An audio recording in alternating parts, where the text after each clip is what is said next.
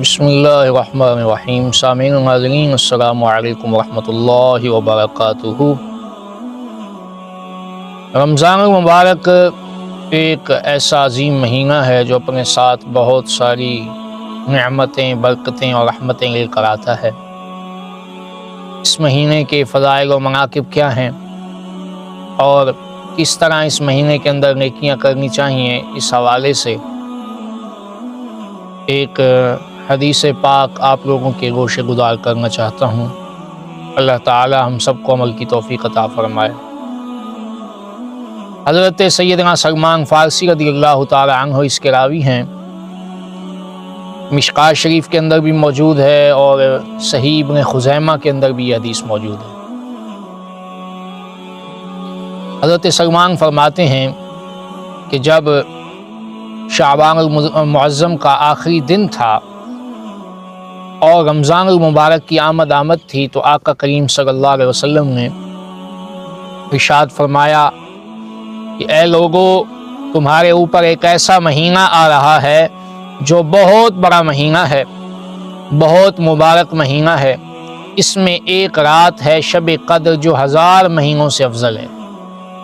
یعنی مطلب کیا کہ اس رات کی عبادت 1000 مہینوں کی عبادت سے افضل و اعلیٰ ہے۔ اللہ تعالیٰ نے اس کے روزوں کو فرض فرمایا اور اس رات کے قیام یعنی تراویح کو نفل بنا دیا۔ جو شخص اس مہینے میں نفل ادا کرے گویا کہ اس نے رمضان کے علاوہ فرض ادا کیا۔ یعنی مطلب کیا کہ اس مہینے میں نفل کی ادائیگی پر فرض جتنا ثواب دیا جاتا ہے۔ اور حضور نے فرمایا کہ جو شخص اس مہینے میں کسی فرض کو ادا کرے تو وہ ایسا ہے جیسے غیر رمضان میں 70 فرضوں کو ادا کرے۔ یعنی رمضان المبارک میں ایک فرض کا ثواب 70 کے برابر دے دیا جاتا ہے۔ آگے کیا ارشاد فرمایا کہ یہ مہینہ صبر کا ہے اور صبر کا بدلہ جنت ہے۔ یعنی رمضان المبارک انسان کو صبر سکھاتا ہے کہ اپنے نفس کی نہ مان کر اپنے خالق کی بات ماننا اور خالق تعالیٰ کے کہنے پر صبر و تحمل کے ساتھ کھانے پینے اور دیگر شہوات سے رکے رہنا، کیونکہ یہ روزے کا اصل معنی یہی ہے۔ تو اس لیے جو روزہ دار ہو وہ صابر و شاکر اپنے آپ ہو جاتا ہے۔ اس لیے فرمایا کہ یہ صبر کا مہینہ ہے اور صبر کا بدلہ جنت ہے۔ یعنی بتانا یہ مقصود ہے کہ اگر کوئی شخص صبر کے ساتھ رمضان المبارک کے روزے رکھتا ہے، برائیوں سے بچتا ہے، نیکیاں کرتا ہے اور صحیح معنی میں جو روزے کا مقصد ہے اس کو حاصل کرتا ہے تو اللہ تبارک و تعالی اس کو جنت عطا فرمائے گا۔ آگے ارشاد فرمایا یہ مہینہ لوگوں کے ساتھ غمخواری کرنے کا مہینہ ہے۔ اس مہینہ میں مومن کا رزق بڑھا دیا جاتا ہے۔ جو شخص کسی روزے دار کا روزہ افطار کرائے اس کے گناہوں کے معاف ہونے اور آگ سے خلاصی کا سبب ہوگا۔ یعنی کسی روزے دار کو آپ افطاری کرواتے ہیں تو اس کا ثواب کیا ملے گا کہ تمام گناہ معاف ہو جائیں گے اور آگ سے اللہ تبارک و تعالی چھٹکارا عطا فرمائے، یعنی جہنم سے محفوظ فرمائے گا۔ اور روزہ دار کے ثواب کی مانند اس کو ثواب ہوگا، مگر اس روزہ دار کے ثواب سے کچھ کم نہیں کیا جائے گا۔ یعنی میرے آقا کے فرمانے کا مقصد یہ ہے کہ جو افطار کروائے، محض افطار کروانے کی وجہ سے ہی اس کو روزہ دار کے برابر ثواب دیا جائے گا، اور روزے دار کے ثواب سے بھی کچھ کمی ہرگز نہ ہوگی۔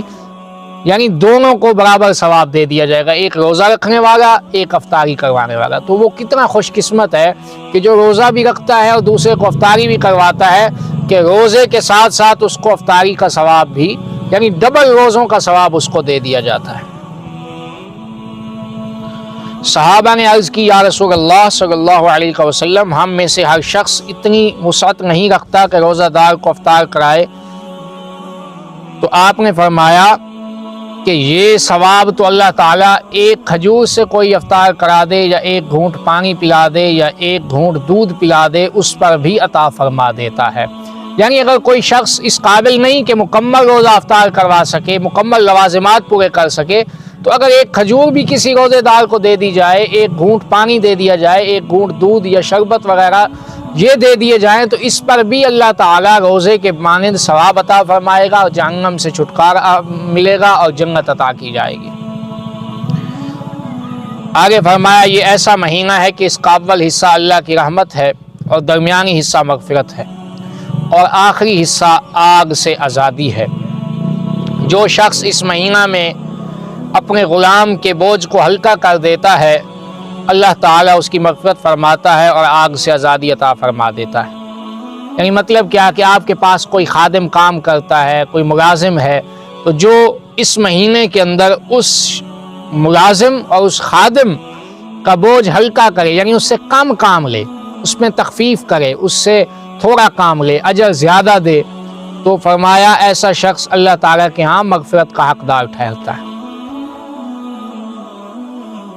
اور حضور صلی اللہ علیہ وسلم نے فرمایا کہ رمضان المبارک میں کون سے کام کرنے ہیں؟ فرمایا 4 چیزوں کی اس میں کثرت رکھو، جن میں سے 2 چیزیں اللہ کی رضا کے واسطے اور 2 چیزیں ایسی ہیں کہ جن سے تمہیں چھٹکارا نہیں ہے۔ یعنی مطلب کیا کہ 2 چیزیں اللہ کی رضا کے لیے، 2 چیزیں ایسی کہ ان کے بغیر تمہارا گزارا نہیں ہو سکتا۔ تو اللہ کی رضا والی 2 چیزیں کون سی ہیں؟ فرمایا کہ سب سے پہلے یہ ہے کہ اپنے رب کو راضی کرنے کے لیے کلمہ طیبہ کا ورد کرو اور استغفار کی کثرت کرو۔ اور دوسری 2 چیزیں کہ جن کے بغیر گزارا نہیں ہو سکتا، فرمایا جنت کو طلب کرو اور آگ سے پناہ مانگو۔